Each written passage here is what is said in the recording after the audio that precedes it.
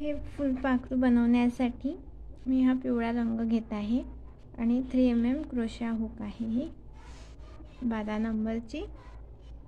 सगळ्यात पहिले एक स्लिप नॉट करून घ्यायची, त्यानंतर 18 चेन्स करायच्या, 18 चेन्स करायच्या। 1 2 3 4 5 6 7 8 9 अशा 18 झाल्यावर दाखवते। हे बघा 18 चेन झाल्या। आता पहिल्या 1 2 3 चेन स्किप करून 4th चेन मध्ये एक डबल क्रोशिया करायचा आणि त्यानंतर उरलेल्या सगळ्याच चेन्स मध्ये एक एक डबल क्रोशिया करायचा।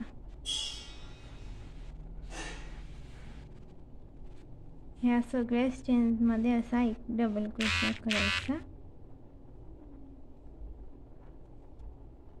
कंप्लीट होईपर्यंत। तर हे झाल्यावर दाखवते। हे 18 डबल क्रोशिया झाल्यानंतर लास्ट स्टिच मध्ये 5 डबल क्रोशिया करायचे सेम स्टिच मध्ये। 1 2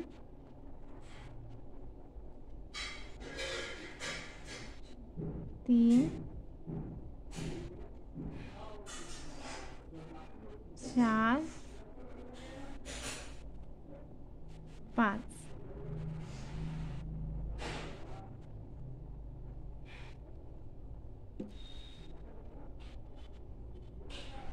त्यानंतर या सर्वच स्टिचेस मध्ये परत एक एक डबल क्रोशिया करायचा। हे बघा असे आपण साइडने पूर्ण रो मध्ये डबल क्रोशिया करून घेतले, प्रत्येक स्टिच मध्ये एक डबल क्रोशिया। नंतर शेवटच्या या स्टिच मध्ये परत सेम स्टिच मध्ये 5 डबल क्रोशिया करायचे। 1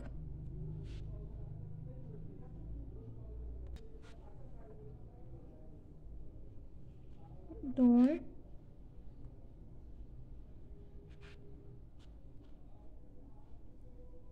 3 4 5 त्यानंतर इथे 3rd चेन मध्ये याला जोडून घ्यायचं आहे। शेवटी 3rd स्टिच मध्ये याला स्लिप स्टिचने जॉईन करायचं आणि इथे एक चेन करून हा धागा कापून घ्यायचा। आता हा नेक्स्ट पार्ट सुरू करू। त्यासाठी परत एक स्लिप नॉट करून म्हणजे हे 2 पंख, आता आणखी दुसरे 2 पंख बनवायचे आहे। तर इथे 12 चेन्स करायचे। 1 2 3 अशा टोटल 12 चेन्स करून झाल्यावर दाखवते। 12 चेन्स झाल्या। पहिल्या 3 स्किप करायच्या आणि 4th स्टिच मध्ये डबल क्रोशिया करायचा। आता उरलेल्या सगळ्याच चेन मध्ये एक एक डबल क्रोशिया करायचा।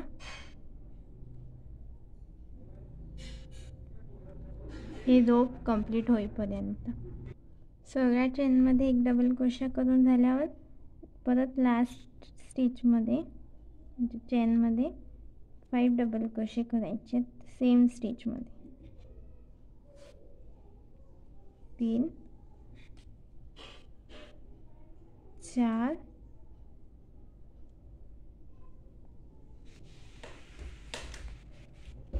5 आता ह्या साइडने सर्व स्टिचेस मध्ये एक एक डबल क्रोशिया करायचा, जसं या पार्ट साठी केला आहे तसंच या पार्ट साठी करायचं आहे। आणि शेवटचा जेव्हा हा स्टिच येईल तेव्हा सेम स्टिच मध्ये 5 डबल क्रोशिया करायचे। 5 डबल क्रोशिया झाल्यावर इथे 3rd चेन मध्ये स्लिप स्टिचने जोडून घ्यायचं आणि हा पण धागा कट करून घ्यायचा एक चेन करून आता हा दोन पार्ट आपले तयार झाले आहेत। हे दोन्ही मागचे धागे आपण हाईड करू शकतो। असे मागच्या साईडने याला ओढून घ्यायचे हुकच्या माध्यमाने।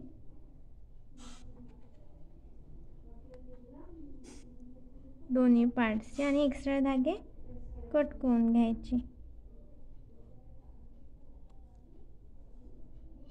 हे बघा, इथे एक्स्ट्रा धागे कट करून घेते। असंच या पार्टचे पण हे धागे हाईड करून घेऊ। आता आपल्याला हे दोन्ही पार्ट जोडून घ्यायचे। त्यासाठी हा सुई धागा घेतला आणि हे मोती, हा एक मोठा, हे दोन छोटे आणि हा खूप छोटा। हा जो लहान पार्ट आहे त्याच्या मिडलमधून ही निडल टाकायची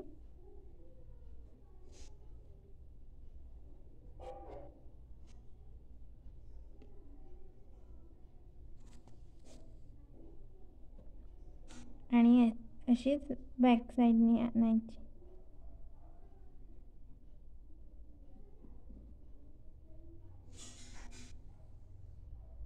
आता इथे मोती टाकायची। पहिले हे दोन थोड्या मोठ्या साईजचे, त्यानंतर हा एक छोट्या साईजचा।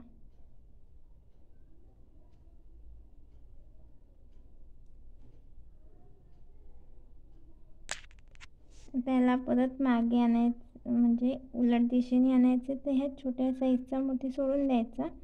हे जे मधातले मोती आहेत त्यातून सुई टाकायची, म्हणजे हे फिक्स झाले।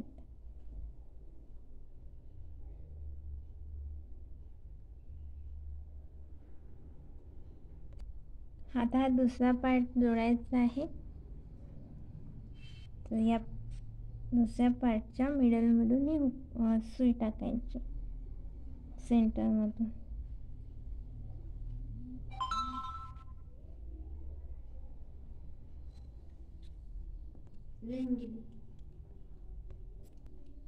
यातून सुई काढल्यानंतर परत याच्या बॅक साईडने न्यायची।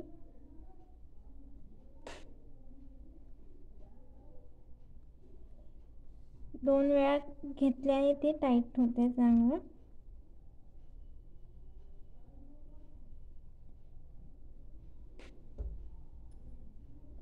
सेंटरमधून ओढून घ्यायचं, म्हणजे याला असा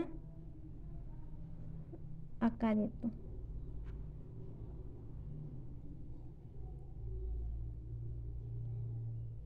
पुन्हा आता वरच्या दिशेने आणायची, कारण वर परत मोती लावायचा आहे।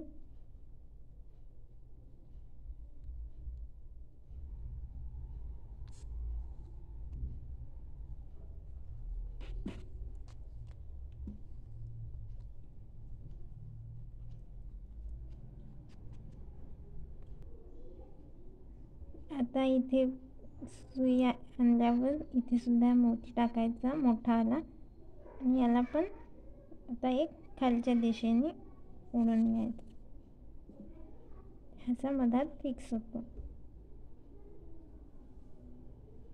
आणि इथे या धाग्याची नॉट लावून घ्यायची।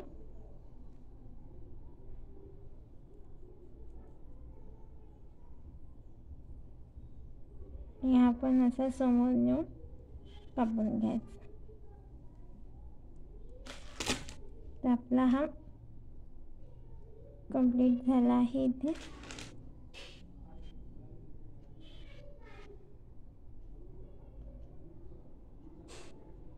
बटरफ्लाय।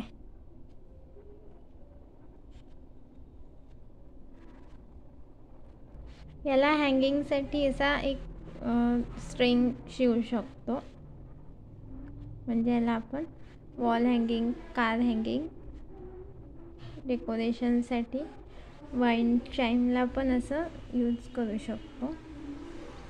असे खूप सारे बटरफ्लाईज स्ट्रिंगमध्ये अडकून याला वाईन चाईम म्हणून बनवता येते. तसं हे खूप ठिकाणी आपण वापरू शकतो, लहान मुलांसाठी वगैरे, किचनसाठी पण यूज करू शकतो. तुम्हाला ही सिंपल अशी बटरफ्लाय बनवायला आवडली असेल, हा व्हिडिओ नक्की लाईक करा, इतरांसोबत शेअर करा आणि माझ्या चॅनलवर नवीन असाल तर सबस्क्राईब करून बेल आयकॉनसुद्धा प्रेस करा, कारण मी असेच वेगवेगळे ट्युटोरियल्स अपलोड करत असते, तर त्याचे नोटिफिकेशन तुम्हाला सर्वात पहिले मिळेल.